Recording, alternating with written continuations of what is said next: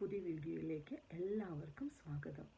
ഇന്നത്തെ വിഷയം ഹിരൺദാസ് മുരളി അഥവാ വേടൻ എന്നറിയപ്പെടുന്ന ഹിരൺദാസ് മുരളി അറസ്റ്റ് ചെയ്യപ്പെട്ടിരിക്കുകയാണ്.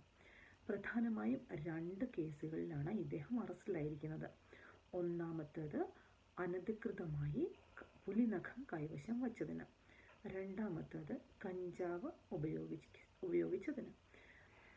എന്നാൽ സമൂഹ മാധ്യമങ്ങളിൽ പൊരിഞ്ഞ ചർച്ച നടന്നുകൊണ്ടിരിക്കുകയാണ്. ജാതിയുടെ പേരിലാണ് ഇദ്ദേഹത്തിന് ഇങ്ങനെ ഒരു അറസ്റ്റ്, ഇദ്ദേഹത്തിനെ ജാതിയുടെ പേരിൽ ടാർഗറ്റ് ചെയ്തിട്ടാണ് ഇങ്ങനെ ഒരു അറസ്റ്റ് നടന്നിരിക്കുന്നത് എന്നാണ് സമൂഹ മാധ്യമങ്ങളിലെ വലിയ ചർച്ച.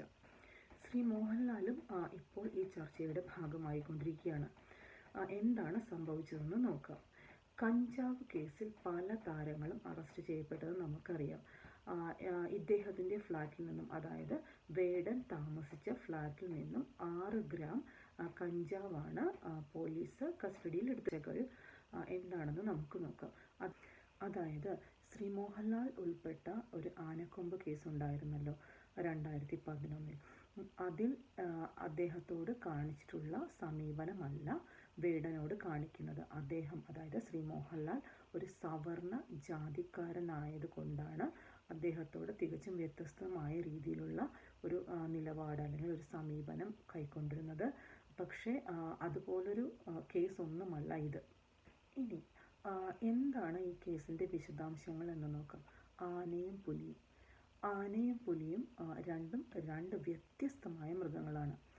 ആന ഡൊമസ്റ്റിക്കേറ്റ് ചെയ്യപ്പെടാൻ സാധിക്കുന്ന ഒരു മൃഗമാണ്. പക്ഷേ പുലി ഡൊമസ്റ്റിക്കേറ്റ് ചെയ്യാൻ സാധിക്കുന്ന ഒരു മൃഗമാണോ? അല്ല. ശ്രീ മോഹൻലാലിന് എന്താണ് സംഭവിച്ചതെന്ന് നോക്കാം. അദ്ദേഹത്തിൻ്റെ വീട്ടിൽ അദ്ദേഹം ഇല്ലാതിരുന്ന സാഹചര്യത്തിലാണ് അദ്ദേഹത്തിൻ്റെ വീട്ടിൽ റെയ്ഡ് നടത്തപ്പെടുകയും അതുപോലെ റെയ്ഡിൽ ആനക്കൊമ്പ് കണ്ടെടുക്കുകയും അത് കസ്റ്റഡിയിൽ എടുക്കപ്പെടുകയും ചെയ്തത്.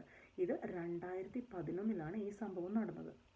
ഇനി ഇത് എങ്ങനെയാണ് സംഭവിച്ചതെന്ന് നോക്കാം. അതായത് ശ്രീ മോഹൻലാലിന് കൃഷ്ണൻകുട്ടി എന്ന ഒരു ചരിഞ്ഞ ആനയുടെ കൊമ്പ് കൃഷ്ണകുമാർ എന്ന് പറയുന്ന ഒരു വ്യക്തി, അതായത് ആനയുടെ ഉടമസ്ഥനായ കൃഷ്ണകുമാർ എന്ന് പറയുന്ന വ്യക്തി മോഹൻലാലിനെ ഏൽപ്പിച്ചതാണ്. ഈ കേസ് നടന്നുകൊണ്ടിരിക്കുന്ന സമയത്ത് തന്നെ മോഹൻലാൽ കൃഷ്ണകുമാറിൻ്റെ കൈവശമുണ്ടായിരുന്ന എല്ലാ ഉടമസ്ഥ അവകാശ രേഖകളും കോടതിയെ ബോധ്യപ്പെടുത്തിയിട്ടുള്ളതാണ്.